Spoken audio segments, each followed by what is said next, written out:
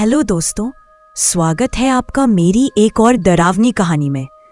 मेरा नाम मैं आपको नहीं बताने वाली, क्योंकि जो मेरे साथ हुआ उसके बाद मैं किसी अजनबी से अपनी पहचान तक शेयर करने से डरने लगी हूँ।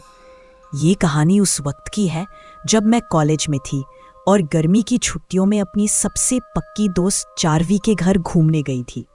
वो एक छोटे से पहाड़ी शहर में रहती थी, बड़ा खूबसूरत लेकिन थोड़ा वीरान। मतलब शाम के बाद वहां जैसे हर चीज रुक जाती हो। हम दोनों ने मिलकर बहुत मस्ती की, गप्पे, गाने, फिल्में, सब कुछ।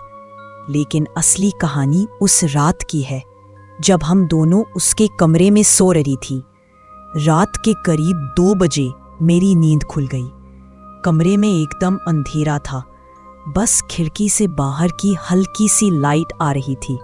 सब शांत था, लेकिन फिर मुझे एक अजीब सी आवाज सुनाई दी, ऐसी जैसे कोई बहुत गहरी सांस ले रहा हो, धीरे धीरे, भारी सी।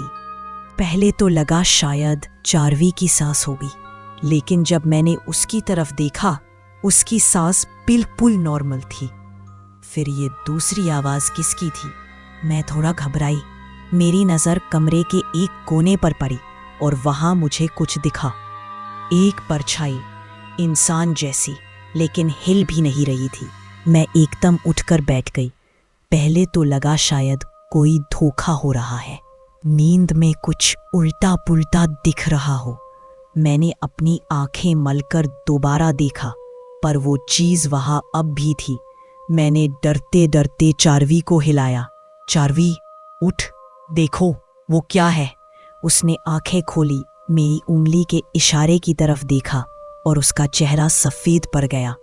वो कुछ बोली नहीं, एकदम जम सी गई। फिर उसने बहुत धीरे से मेरे कान में कहा, उसे देखो मत, बिल्कुल भी मत देखो, बस आंखें बंद करो और लेटी रहो। उसकी आवाज में एक अजीब डर था। ऐसा लगा जैसे उसे पता था ये सब क्या है। मैं फौरन कंबल के अंदर छुप गई। मेरा दिल इतनी जोर से धड़क रहा था कि लग रहा था अभी बाहर आ जाएगा। मुझे अपने कंबल के ऊपर कुछ महसूस हुआ, जैसे किसी ने उंगलियां चलाई हो, बहुत धीरे से। और फिर वो सांसों की आवाज पर पास आ गई। मैं कांपती रही और जाने कब आंख लग गई। सुबह जब उठी, वो कोना खाली था, लेकिन चारवी का चेहरा ऐसा था जैसे उसने पूरी रात कुछ देखा हो और वो अब भी उसी डर में जी रही हो। बस उसने मुझसे एक बात कही। मुझे लगा कि घर बदल लेने से ये मेरा पीछा छोड़ देगा। मैंने तो घर भी बदल लिया था। मुझे लगा था कि अब ये दोबारा कभी नहीं आएगा। उस दिन के बाद मैंने चारवी से कोई संपर्क नहीं किया, उसका नंबर तक डिलीट कर दिया। मुझे नहीं पता उसके साथ क्या होता रहा या उसके घर में क्या है, लेकिन एक बात अब मैं सबको कहती हूँ, अगर कभी आप किसी दोस्त के घर रुकने जाए और रात में आपको कमरे के किसी कोने में कोई परछाई दिखे, तो आंखें मत मिलाना।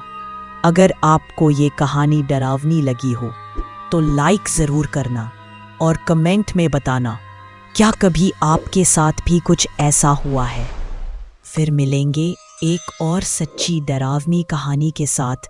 अलविदा।